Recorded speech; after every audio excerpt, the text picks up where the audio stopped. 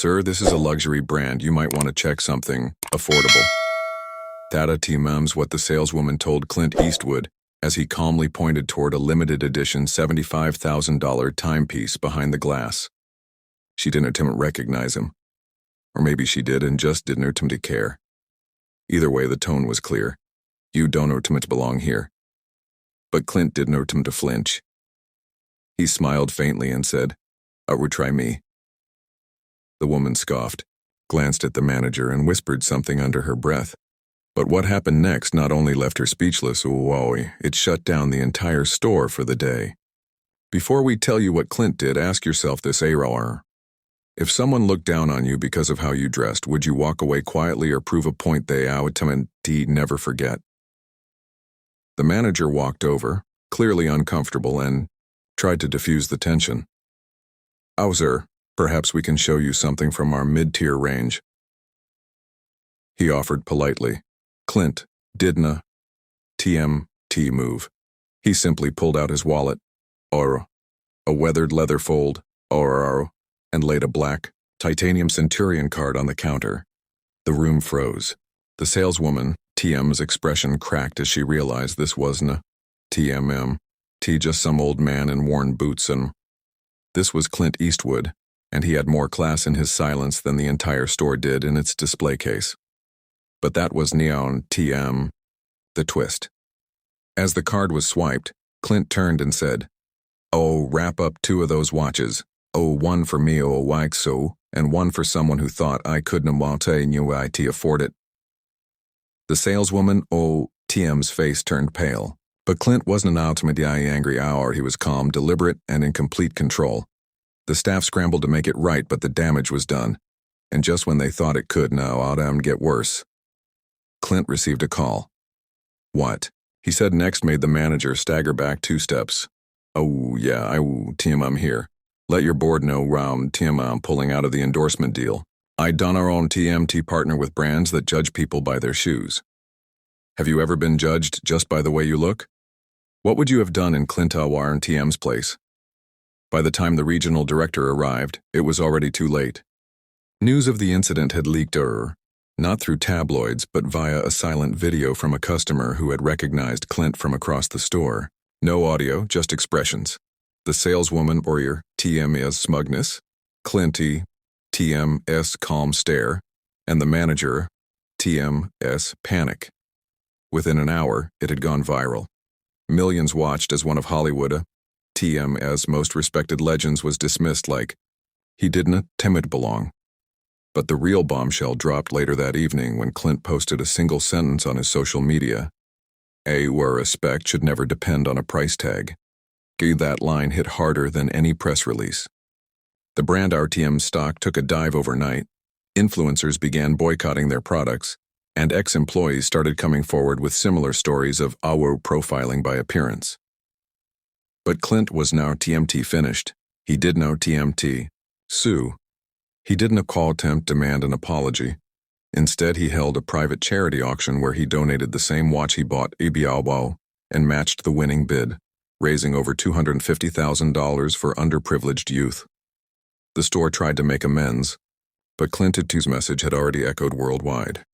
And just when people thought the story had ended, someone uncovered a secret from the saleswoman, TM's past, that flipped everything upside down.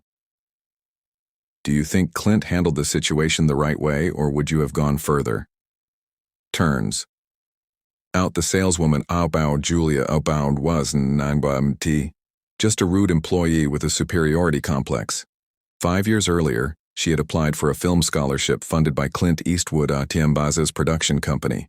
Her application had been rejected, and not just rejected, it had been personally reviewed. A document surfaced showing Clint himself had circled her essay and written a note. Good potential, but lacks humility.